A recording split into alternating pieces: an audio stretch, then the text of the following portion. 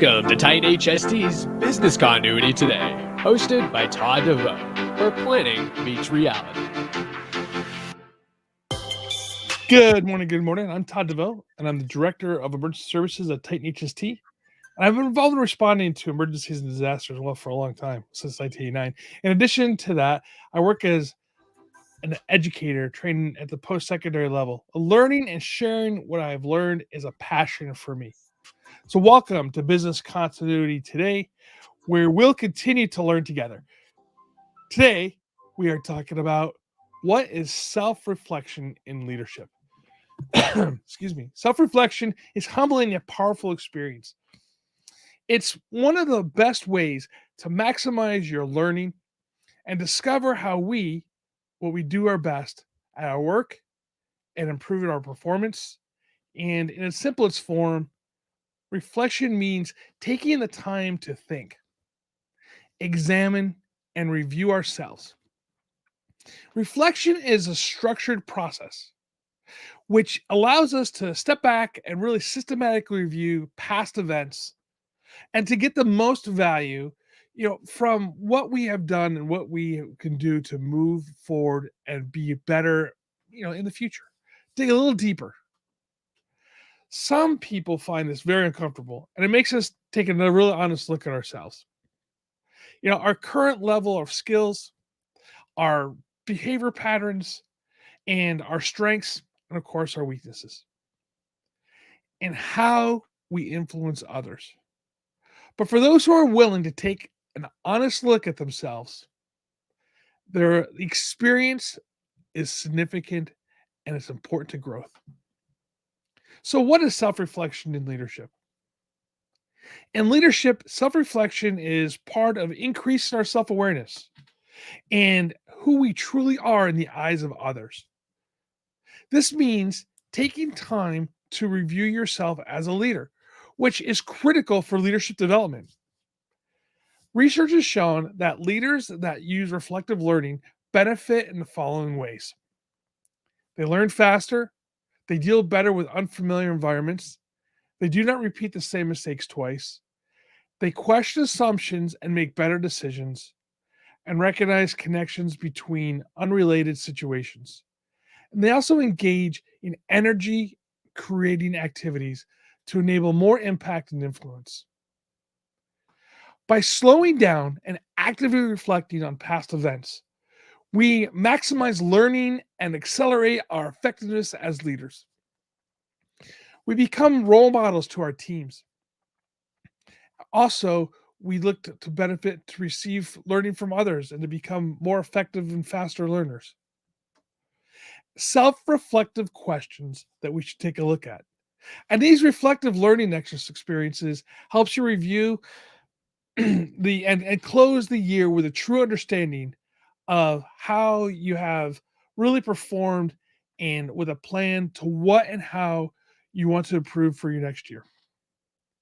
We're just a few weeks or a few days away from 2022. So this is a really good time of year to do this.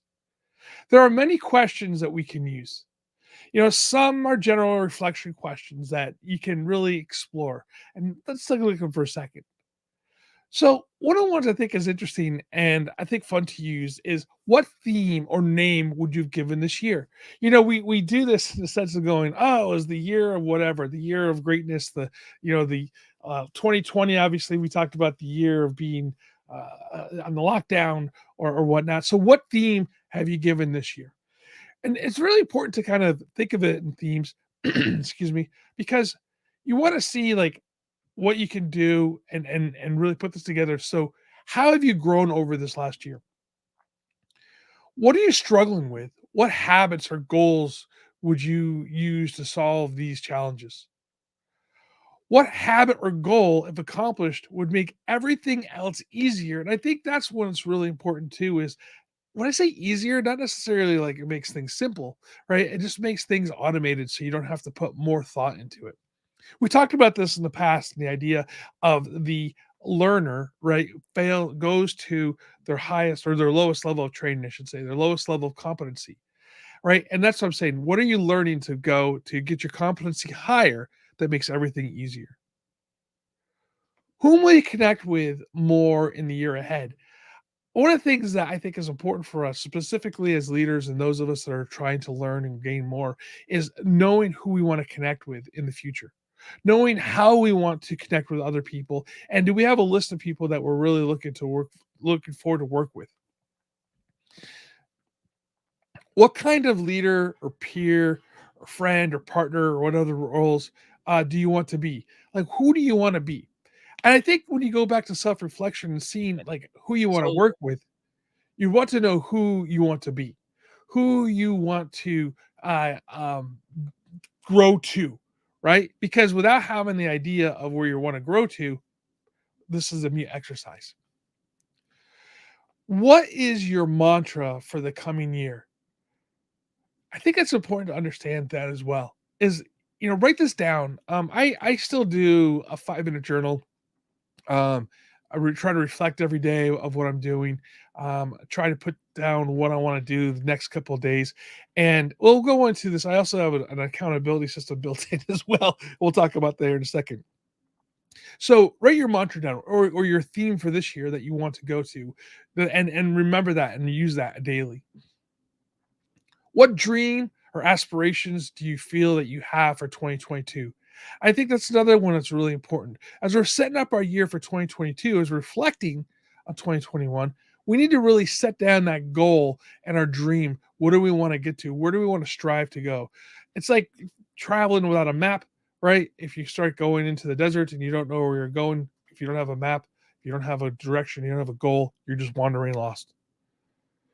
List one word that symbolizes that, right? What symbolizes that dream? What symbolizes that mantra? And commit to living that word intentionally. I think it's critical for us to understand that. I think it's critical for us to understand that we need to live intentionally. If you don't live intentionally, again, then you are just moving in various different directions without any map or thought of going forward. What I also find interesting too is I talked about the idea of having somebody to I would have somebody to commit to. I have a friend, and Brian Colburn, he's back there doing the work behind the scenes here. That is my confidant, the guy who kind of keeps me on task, right? Accountability is what we're really talking about there. And also, as you sit there and reflect, have somebody that you can talk to and hold you accountable. I think that's critical that you do this. Also have a time that you are working with, right?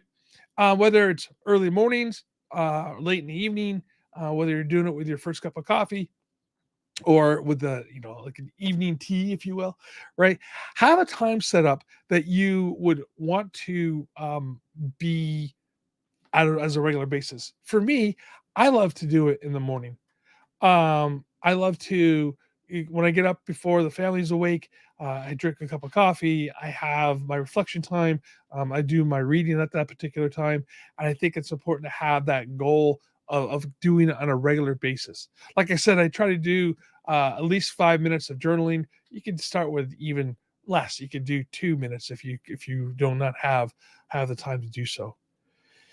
When you think about self improvement, you have to have those goals set as well on a regular basis, right? Because if you do not have that, then it doesn't become a habit for you, and you don't really improve in that way. Like I said, if you struggle with that accountability, make sure you have a friend that you can turn to that will keep you accountable. I'm telling you, it's sometimes it's it's you want the friend who's going to be brutally honest with you, and that's what I have with my producer Brian here. You know, and you know what? Also, start. I think that's the most critical aspect of it is start. Start today. Don't wait till tomorrow. Don't wait till next week. Don't wait till the new year. Start today, right? Set it up. Go grab a blank sheet of paper. If you don't have a book to write into, don't have to worry about getting those tools. Or as long as you have a sharp pencil and a piece of paper, you can start doing your reflection and you can start planning for your next year. Well, everybody, thank you so much for being with us today here at Titan HST. It's always a pleasure. And this is our last one for 2021. I'm looking forward to a great 2022 with you guys. I want you all to have a prosperous and happy new year. And please stay safe and always stay hydrated. Until next time.